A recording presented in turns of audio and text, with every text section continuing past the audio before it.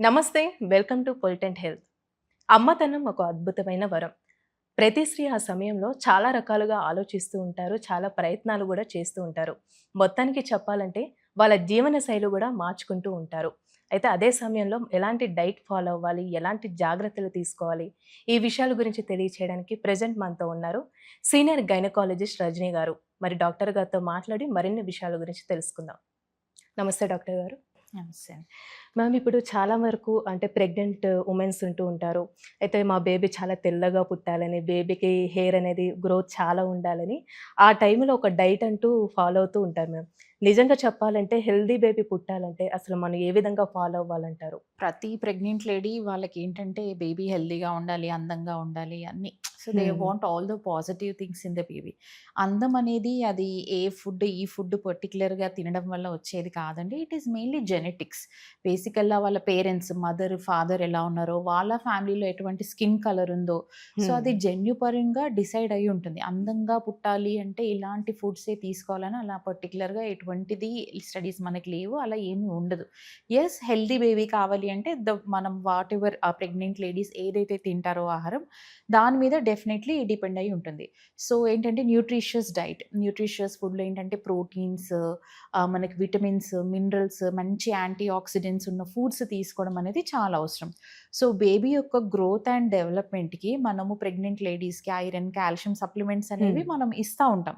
ఆ! సో, నేచురల్‌గా గూడా ఫుడ్స్‌లో ఐరన్ కాంటెంట్ ఉన్న ఫుడ్స్, ఆకుకూరలు గానీ అలాంటివి మనకి క్యారెట్స్, బీట్రూట్స్ ఇలా అంటే iron rich content foods, protein diet. ప్రోటీన్‌లో దాల్స్ ఉంటుంది, మనకి పన్నీర్ ఉంటుంది, నాన్ వెజిటేరియన్ ఫుడ్ ఉంటుంది, ఎగ్స్ ఉంటాయి. సో, ఇలా మనము రెగ్యులర్‌గా తీసుకునే ఆహారంలోనే కొన్ని పర్టిక్యులర్‌గా అంటే ప్రోటీన్‌గా ఉండేటట్టు చూసుకోండి. మనకి విటమిన్స్, మినరల్స్ కాంటెంట్ ఉండేటట్టు చూసుకోండని మనం అడ్వైస్ అనేది చేయడం జరుగుతుంది. సో, కొంతమందిలో ఏంటంటే ఎంత ఆహారం తిన్నా బేబీ అంత వెయిట్ పెర్ పెరగకపోవచ్చు. సో, అలాంటి సందర్భాల్లో ఏంటంటే ఇంకేదైనా ఇతరత్ర ప్రాబ్లమ్స్ వల్ల అంటే వాళ్ళకి బీపీ ఉండి ఉండొచ్చు. లేపోతే ఒక్కొక్కసారి ఏంటంటే రక్త ప్రసరణ గర్భసంచికి వెళ్ళాల్సిన మోతాదులో అది హ్మ్. జన్యుపరంగా అంటే కొన్ని ప్రాబ్లమ్స్ వల్ల బ్లడ్ సర్క్యులేషన్ అందకపోవచ్చు. సో, మీరు ఎంత డైట్ తీసుకున్నా గాని ఒక్కొక్కసారి బేబీ అనేది గ్రో అవ్వకపోవచ్చు. So, IUGR babies, small for gestational age babies అంటాం. సో, ఏదన్నా మెడికల్ ప్రాబ్లమ్స్, ఇష్యూస్ ఉన్నప్పుడు మీరు ఎంత డైట్ తీసుకున్నా గూడా కొన్ని సందర్భాల్లో వెయిట్ అనేది పెరగకపోవచ్చు. కానీ కామన్‌గా ఏంటంటే వాటెవర్ యూ ఈట్, మీరు ఏదైతే తింటారో దాన్ని బేబీ అనేది వెయిట్ అనేది రిఫ్లెక్ట్ అవుతుంది. ఆ ఫుడ్ ఆహారమే కాకుండా యాక్టివ్ లైఫ్ స్టైల్ అంటే హ్మ్. మంచిగా స్లీప్, మంచి good amount of sleep, minimum ఒక 6-8 అవర్స్ ఆఫ్ స్లీప్ పడుకోవడము, చిన్న చిన్న యాక్టివిటీస్, కొంచెం వాకింగ్ చేయడము, స్ట్రెస్ అనేది లేకపోవడము. సో, ఇలా రిలాక్స్డ్‌గా ఉంటే గూడా మనకి బేబీ యొక్క ఎదుగుదల అనేది బావుంటుంది. Hydration is also very important. Liquids బాగా హ్మ్. తీసుకోవడము, డీహైడ్రేషన్ లేకుండా. సో, ఇదంతా. సో, ఈ వర్కింగ్ మదర్స్‌కి maybe because of their lifestyle, వాళ్ళ టైమింగ్స్, ఆఫీస్ టైమింగ్స్ అంత టైమ్ ఫోకస్ చేయలేకపోవచ్చు. కానీ స్టిల్ మీరు తినే దాంట్లో మీరు తిన్నంత వరకు ఆహారము, మంచి హెల్తీ ఫుడ్ తీసుకోవడం ద్వారా, కొంచెం స్లీప్ డిస్టర్బెన్స్ లేకుండా చూడడం ద్వారా చాలా వరకు హ్మ్. హెల్తీ బేబీస్ అనేది డెఫినిట్‌గా వాళ్ళు హ్మ్, అది చేసే లైఫ్ స్టైల్‌తో డిపెండ్ అయ్యి ఉంటుందండి. ఫస్ట్ టైమ్ ప్రెగ్నెన్సీ అయితే ఆ బేబీకి చాలా కేర్ తీసుకుంటూ ఉంటారు. ఫుడ్ డైట్ అంటూ టైమ్ టు టైమ్ ఫాలో అవుతూ ఉంటారు. అవును. ఆ బేబీ వచ్చేసరికి కొంచెం వెయిట్ తక్కువగా పుడతారు ఫస్ట్ పుట్టినోళ్ళు. సెకండ్ బేబీకి అలాంటి ఫాలో అవ్వకపోయినా వాళ్ళు కొంచెం హెల్తీగా పుడుతూ ఉంటారు. హ్మ్. ఇలా డిఫరెన్స్ అంటే ఎందుకు జరుగుతూ ఉంటాయి? అంటే దట్ ఈస్ అంత పెద్ద కామన్ ఏం కాదండి. అది హ్మ్. కొంతమందిలో ఒక బేబీ వెయిట్ తక్కువుంటుంది. ఒక బేబీ అంటే first or second baby it might be. Hmm. కొంతమందికి తక్కువుండొచ్చు. సో, అది అలా ఉంది అంటే దాంట్లో చాలా రకాల కారణాలు ఉంటాయి. మీకన్నాను కదా! మెడికల్ ప్రాబ్లమ్స్ ఉండి ఉండొచ్చు. ఉంటాయి. లేదా నేచురల్‌గా గూడా by this thing normal baby కొంచెం వెయిట్ ఉండొచ్చు. సో, ప్రతి ప్రెగ్నెన్సీ డిఫరెంట్. ఒక ప్రెగ్నెన్సీలో ఉన్నట్టే ఇంకో ప్రెగ్నెన్సీలో ఉండదు. ఉండాలి అనేది అస్సలు ఉండదు. సో, డెఫినిట్‌గా హెల్తీ బేబీ అనేది మనకు డైట్, ఆహారంతోనే కాకుండా ఆ తర్వాత మెడికల్ ప్రాబ్లమ్స్ కూడా ఏవి లేకుండా నార్మల్‌గా ఉంటే గూడా ఇది ఉంటుంది. కొంతమందిలో ఎంత తిన్నాను గానీ వీళ్ళు చాలా హెల్తీ ఫుడ్ తింటారు, డైట్ ఫాలో హ్మ్. అవుతారు. But baby might be an average wait. So, that is just constitution. అంతేగాని దీనికి ఇట్లా పర్టిక్యులర్ అంటే మెడికల్ ప్రాబ్లమ్స్ కూడా లేనప్పుడు. సో, అలాంటి సందర్భాల్లో డిపెండ్స్ ఆన్ దేర్ బాడీ తత్వం ఆల్సో. పేరెంట్స్ బాడీ స్టేచర్‌ని బట్టి గూడా డిపెండ్ అయ్యి ఉంటుందండి అట్లాంటి సందర్భాల్లో. జనరల్‌గా మనం ఎలాంటి కేర్ తీసుకోవాలంటారు మ్యామ్? అంటే ఈ టైంలో ప్రెగ్నెన్సీ టైంలో? బేబీ విషయంలో ఇంకా డే 1 నుంచి కేర్ తీసుకోవడమే. సో, అదేంటంటే ప్రెగ్నెన్సీ కేర్ అనేది starts before pregnancy. So, pregnancy plan ఉంది అనుకున్న వాళ్ళు ఒక 3 మంత్స్ ముందు నుంచి ఫోలిక్ యాసిడ్ సప్లిమెంట్స్ తీసుకోవడం అనేది చాలా అవసరం. ఎందుకంటే ఆ సప్లిమెంట్స్ తీసుకోవడం వల్ల న్యూరల్ ట్యూబ్ డిఫెక్ట్స్ అంటే స్పైన్ డిఫెక్ట్స్ అనేవి బేబీస్‌లో రాకుండా ఉంటాయి.